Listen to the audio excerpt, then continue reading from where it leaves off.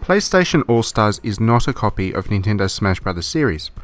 I know that's a reputation that the game has been stung with since the first screenshots were seen, but it is not the reality. Yes, it does collect some of the most popular characters from Sony's many franchises, and yes, it's a 4-player 2D party brawler.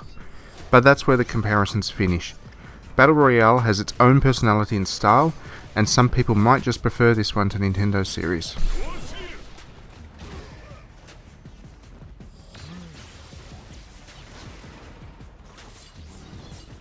In terms of mechanics, this game is actually closer to something like the obscure Shrek Super Slam on the GameCube and PlayStation 2 than Smash Bros.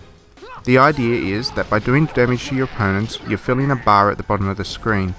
Once it's filled, you can unleash a super attack that will knock an enemy out and earn you points.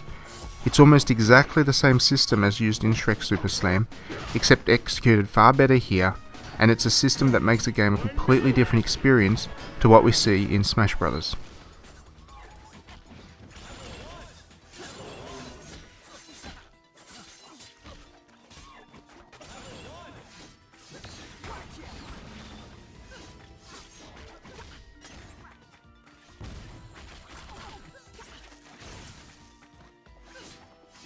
Each character has 3 levels of super attack. The longer you build the bar, the more powerful each super attack is. The level 3 super attacks are incredibly powerful, but take a long time to build up to. This risk versus reward scenario is actually quite strategic, and adds a nuance to the fighting mechanics that help position All-Stars as a surprisingly serious fighter, with the kind of depth that might not match the Street Fighters, Tekkens and Dead or Alive games out there, but it does offer enough gameplay meat for people to become experts in it.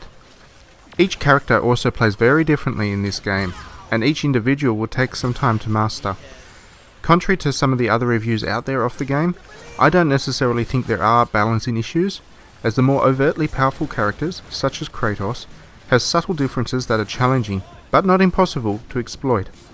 Often the characters with the really powerful level 3 super attacks, again, such as Kratos, have level 1 or 2 super attacks that are fairly easy to avoid. Meanwhile, those with relatively weak level 3 super attacks, like the cat Toro, are more likely to be able to cause havoc with their lower level supers.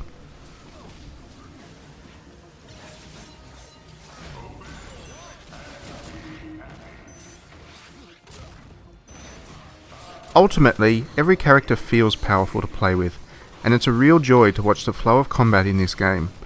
Because it's a game where success is directly linked to damage inflicted, Battle Royale encourages an aggressive approach to combat, and so the action tends to heat up quite quickly and stay that way through to the end of each game.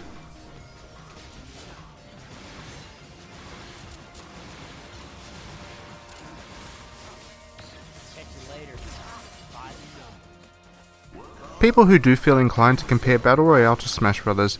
Will point out that Smash Bros. Brawl is a far fuller featured game, and this much is true. Battle Royale has an embarrassingly bad single-player game, and given that this is the first PlayStation 3 title that I've wanted to play 4-player with, I've found myself a couple of controllers too short to do that. The online play of this game is quite excellent, unlike in Brawl, but it just can't compare to the joy of these kinds of games in local multiplayer. Finally, the character lineup is quite thin compared to Smash Bros, and the unlockables are not particularly inspiring.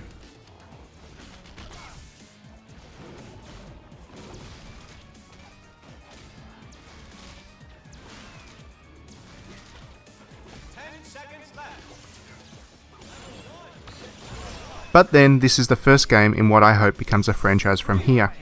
Compared to the original Smash Bros. Way back on the Nintendo 64, this game has a heck of a lot more content, and so, while there is room for it to grow and build on the foundations that the developers have set down here, they've started from a very good place.